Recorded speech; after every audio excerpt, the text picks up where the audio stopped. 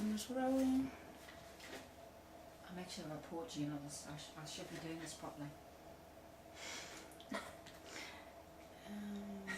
Camera set. Action. Good morning, Dr. Enrico Melson. Morning. Good morning. On behalf of the audience of YouTube, I'd like to thank you once more for allowing us to be a part of the opportunity of being able to learn the 7 pillars of integral education meta-systems. We are now up to the 4th pillar, the 4th pillar being the education for global citizenship. Thank you, Dr. Enrico Melson. Thank you very much. I just want to first take this opportunity to also once again acknowledge and honor and thanks very much to Professor Pedro Nogueira, who was very, very foundational in advancing especially the first 4 pillars, which he originally called core principles of a new education system. I'm blessed and I'm honored that I've known Dr. Nogueira, that we have been related as extended family by marriage, and that I'm just very proud to know that every day of his life he is contributing to education as one of those true forerunners inside the system, giving advice and guidance for further evolving our system. So here's to you, Pedro, and thank you for being in my life.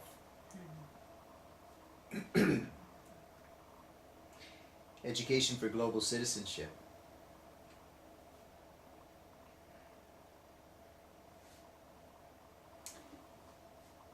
This is the era of globalization.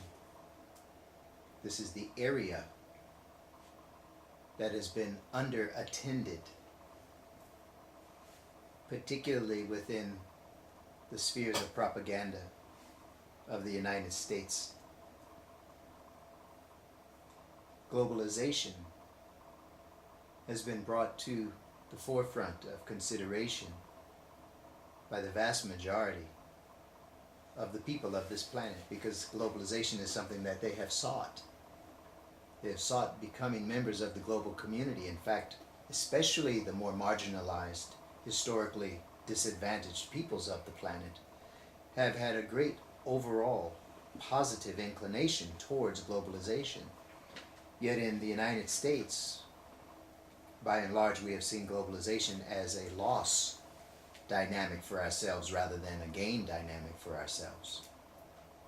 Surely we understand that vested multinational economic interests, commercial and entrepreneurial interests have looked upon globalization as something that's very beneficial. But it's been very beneficial, especially from a self-serving perspective. When we think militaristically, we know that globalization has been something that is considered the natural extension of our borders and our influence as a culture to dominate amongst the planet.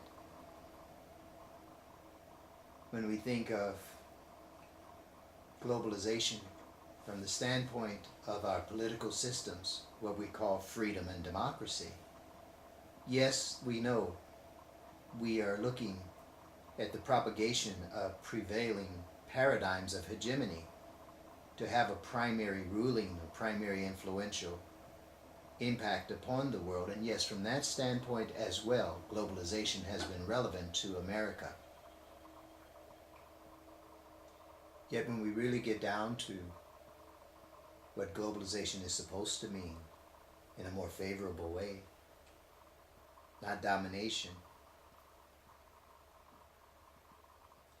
why globalization would be considered a loss if we are sharing. Why would globalization be a setback to us Americans if we can no longer hold primacy of position on the planet? If we can no longer walk around boasting that we are the #1 country on the planet? if we can no longer boast that ours is the culture that must be imparted upon and stamped upon and embraced by and assimilated by the majority of the people on the planet. So education for globalization is much, much more favorable a dynamic. That kind of globalization knowledge, that kind of globalization movement, which brings about true global citizenship, is a citizenship that is indeed favorable for all of us on the planet. It is also, again, yet another radical restructuring of values, methods of operation. Our very faculties of perception, our sense organs, our paradigms of reasoning, even our very language of communication, the syntactical structurings of our language, all of these things will be changing when we see ourselves as global citizens rather than as territorial inhabitants. When we know ourselves as belonging to the entirety of the world, then the references of identity themselves also change. I am an American, or I am a Lithuanian, I am a Ghanaian. These kinds of notions will also gradually evolve into I am an earthling, I am a Terran, I am a member of the unified planet of nations, I am a member of the one race and species called human. So education for global citizenship will bring us to these levels of identity and identification, which themselves represent advancements in consciousness, which themselves represent the means, the latticing of what will be an overall process by which there can be greater flow and harmony brought into society. This indeed is a matrix, you can say, that extends throughout the globe, and in its primary constitutional way is for the equality of all beings. Global citizenship is not a caste system. Global citizenship begins with these innate universal values that we all have known as being cherishable. The difference here is that we will not demarcate those who are eligible and those who are not eligible to live in accordance and in harmony with these values and these principles. That in fact the so-called inalienable rights become universal. Global citizenship also naturally brings into mind a re-examination of all of the primary institutions of society. The penal institution, the legal institution overall. What is rehabilitation? Travel, health, the freedom of movement, the freedom of residence. Global citizenship also carries with it a very, very, very intense and immense perspective of responsibility and accountability. It is as it is. And in that which is, there is an unfortunate dynamic that much of what has been experienced along the way of global citizenship has been in response to those things which have been imposed upon us as some form of crisis. We have had the experience of wars, what we call the world wars. Yes, mega crises bring about a greater unity sense amongst the population. These, however, generally are temporary, and at the same time, not truly unifying, because they are still the notion of those who have and those who have not. Or if we can get ourselves through that particular crisis, then we can go back to living within our borders, particularly the borders of our minds.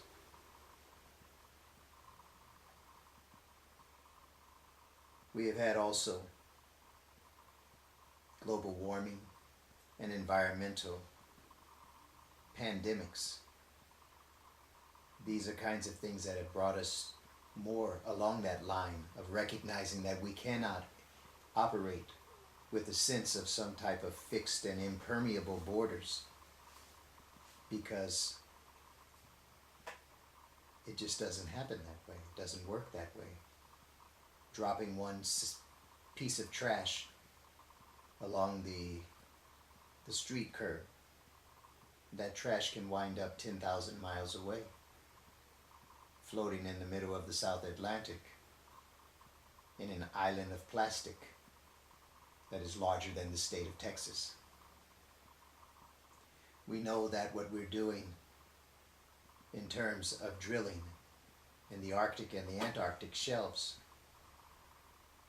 is also releasing and accelerating the release of toxic methane gases, when we know that fracking is not simply causing environmental disruption and destruction in the locales within which these primary drilling operations are taking place and these extraction operations are taking place, but they are in fact undermining the very stability of Earth's crust herself.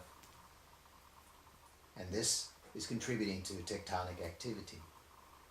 So we know then, from the standpoint of teaching global citizenship, that we're teaching a far greater construct and envelope of knowledge about ecology and integral ecology, true ecosystems, of which we are a part,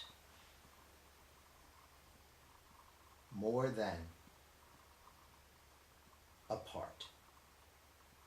We are a part of the ecosystem, rather than being apart from the ecosystem. So, once again, I hope that this aspect, this 7 pillars approach, and this, the 4th pillar, the education for global citizenship, elucidates yet a bit more of what we are intending here when we speak of how education is to indeed facilitate the evolution of consciousness and the evolution of society. I hope this is useful for now. Dr. Enrico Melson, once more, thank you very much for filling our hearts and our homes with the 7 pillars of integral education metasystems. Thank you.